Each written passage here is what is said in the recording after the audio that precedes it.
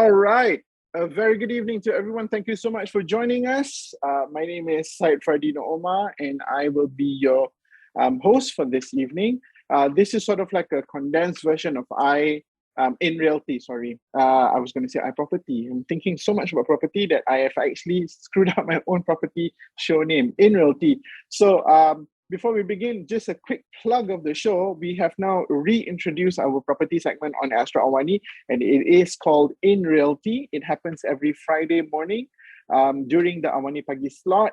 And this is where we want you to tune in to see as we watch us or join us as we go ahead and discover different developments are happening around the Klang Valley as well as around Malaysia when we get the chance to, just to give you a chance to sample the variety that we have in our property market in the country. It could be condominiums, it could be landed property, it could be commercial property. There's so many things that we want to discover through In Realty. And on top of that, we will also talk about all the peripherals matters that is pertaining to property, such as interior design or landscaping or the latest products and technology within the property market, such as automatic gates or a very funky new water heater system, for example. So there are a lot of things that we want to discuss on In Realty. So on In Realty, we're talking about what you can buy.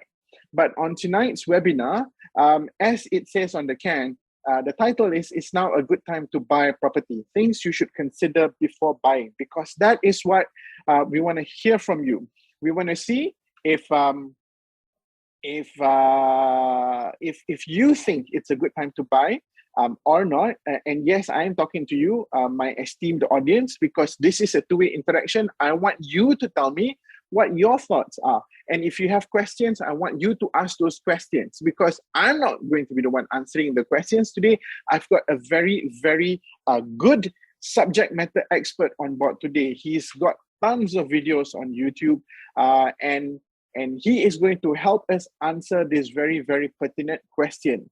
Okay, now, without further ado, guys, please allow me to invite my guest speaker for the day, Sean. Sean, hello, Sean. Welcome on board. Please, let's, if I could invite you to turn on your camera and your microphone so we can get this party going. Hi, guys. Welcome to the show. No, macam I host pula. Okay. So in that case, okay, guys, it's nice having you. I'll see you around soon. I'm gonna go make myself a cup of coffee, and it's over to you, Sean. Okay, Sean. We know it's Friday evening, so we want to say thank you on behalf of us at LINC at Astro AWANI. We want to say a very big thank you to you for doing this with us. We know Friday evening people all go Pak Tor lah, people go Yamcha lah, go steamboat lah, pergi makan kenduri lah, this lah, that lah. But today, we know that the people that are with us tonight are the people who actually have a vested interest in buying property. We know that they are probably right now thinking, alamak, I saw a house that I really like, or an apartment that I really like, but then should I buy or should I not buy? I mean, that's a big question, right? Because, you know, let me extend this introduction a little bit, because if you look at the news reports that are going on right now, either through us or through any of the other news portals, the different news reports seem to be saying very different things. But one thing remains clear. Apparently, the times ahead for the property market seems to be, we can expect it to be a little bit tougher, particularly for the developers. Why? Two things in particular. The higher cost of materials that we're all facing, and this is due to multiple factors lah, due to oil price increasing lah, scarcity of supply lah. That's one thing. And the second thing is we've already seen an OPR hike recently, last couple of months, and then we're expecting another one, even all the way up to a 0.5 percentage point towards the end of the year. So these two factors are sort of like telling us that demand is probably going to be waning. And demand is probably going to be slower. But on the flip side, people say, oh, kalau demand is low, that means people are going to be lowering the prices. Isn't that a good thing? So let me begin by asking you the very basic question that we want answered today. Sean, buy or don't? Tell us lah. Take us out of the misery. Okay. So I don't know about you, But I just bought one 2 weeks ago, and I bought one early this year, and I bought another one last year. So throughout the entire MCO, I have been actively buying, and I've shared all this in my YouTube channel and the reasons why as well, right? So again, it may sound Just cheesy. Sean, just to be clear, we are still talking about property here, right? We're not talking about, I don't know, nasi kanda or Property. People buy property have to think like very long time, but you have bought three throughout the MCO. Yeah, so that's the thing. Like if you know how to calculate your risk, if you know like economics and stuff, then you can really tell when's a good time to buy, when it's not. But in my own books, anytime is a good time to buy. Because if you know the channel of buying and the way that you determine whether a property is well priced or not. So for a lot of my properties, only the last one that I bought several weeks ago was an own stay unit. The rest are all investment. And when it's for investment purposes, then it's strictly determined by numbers. If I'm buying already 30 to 40% lower than my neighbors, close eye, I will make money. Okay. So and then the question is, how do you then get deals like that? This is if buying for own self, yeah? This is buying for investment. This is to invest. Okay, to invest. Yeah. All right. Then these projects, if I'm buying a lot of new ones, so I already can guesstimate like a 3-bedroom. I bought one in this one I can share because I didn't sign an NDA on this. In Bukit Jalil, I bought one property which a lot of people actually buy as well. My money installment is going to be 1,007 when it's completed, but the rental for the 3-bedroom is going to be 2,008 when it's completed. Right. So if how you arrive at this is by researching the market of the area itself. Yep. So that's how the channel come about, because I visit around 100 projects a year. Okay. So every now and then it's either I go eat, then go property gallery day, I just go. Every weekend I go visit properties for fun. Okay. That's how the channel came about, where I share. Where I cannot buy all, how I wish I can buy all. Yeah. So the proper answer is it depends on a lot of things. Your ambitions, then your tolerance to risk, and your preference of mode of investment. A lot of people don't like real estate because it's the most boring form of investment. But then if you think that the most boring form of investment is already risky, then what do you actually do with your money? If OPR increase, then you just put in the bank. Then like in 30 years time, what about inflation then? Yeah, so there are a lot of things to go about. How I wish I can give you a straight answer, like buy or don't buy. To me, if you follow all my sharings online, you will know what to buy. And actively, the audience all shared to me, like they bought their very first unit, they furnish up and they rent it out. Goodbye, now what to do for the second unit already. Right. Because the hard fact is, I've joined this industry 12 years ago. Every year is bad. There weren't any year where, it's a good year to buy. No such thing throughout the entire 12 years. Really? Yeah. I mean, a lot of the property experts that you have, they will basically be able to pinpoint to you, or rather, using their own methods and using their own observation processes, they will be able to tell you, now's a good time, or now's a bad time, because they're looking at stuff like interest rates are going down, or that the market is currently oversupplied with property, so the developers are going to be pushing the prices down. So why, in your reckoning, there has never been a good year? Why that statement? People only say it's good when there's a motive behind. Okay. Like I say, this one confirm make money one. Okay. Because every sale has a benefit to me, maybe, right? And to these experts, right? If it's so good, did you buy? And when you talk about OPR rates down, when it's MCO, it was really low, 1.7. It was the lowest ever. I whacked a lot of units, but it's going to be there for like 2 years only. It's a 35 years commitment. Why worry about 2 years influx of the changes of the inflation rate, the interest rates, right?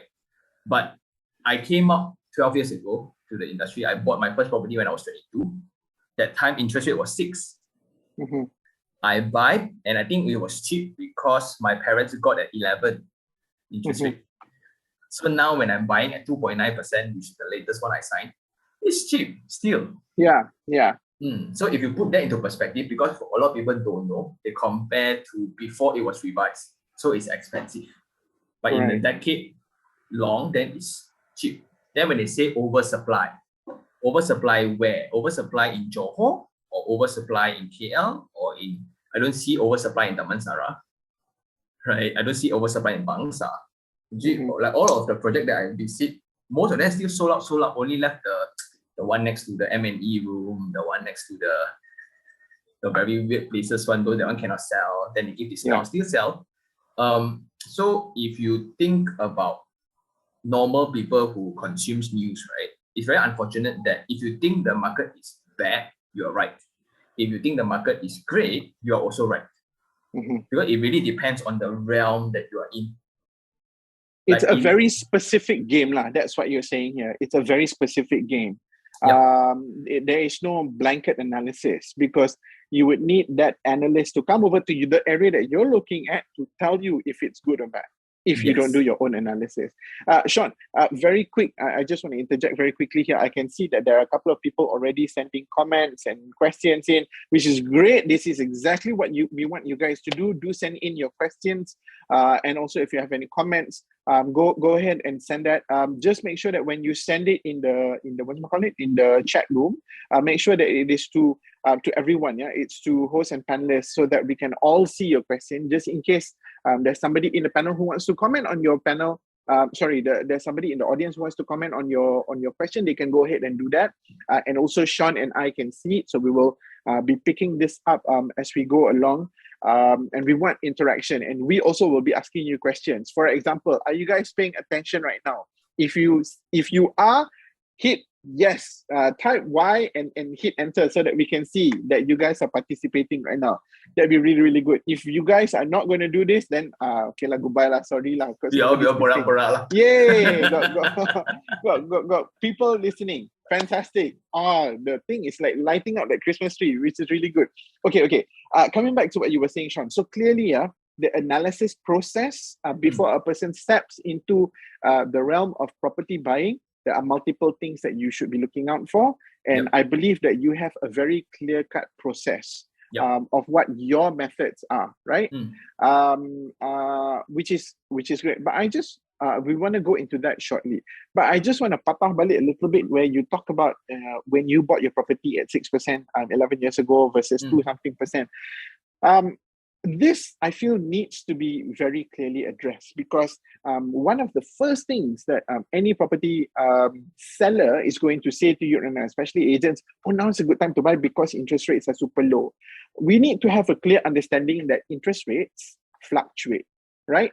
It fluctuates, and especially if you're going for not fixed term loan, not fixed rates loan, it will fluctuate like, like Mariah Carey's weight. It will go up. So the thing that we need to establish here, and I want you, Sean, to comment on this a little bit, is how we should be looking at interest rate. One day it is low, the next day it is high. How do we consider this in our mind? Because most of the properties that I purchased, it's all derived from investment perspective. So the very strict data that I look at, there will be 2 data points. One is the rental rates. Okay. So that is the most transparent data point ever. Because if you talk to any tenant, you tell them, hey, I want to increase you $50, right? They will make noise and move out already. Okay. Yeah? So it's that sensitive. So it's very, very accurate. The second one will be the past transacted price. So let's say if a property now I want to buy, let's say property A, 500,000.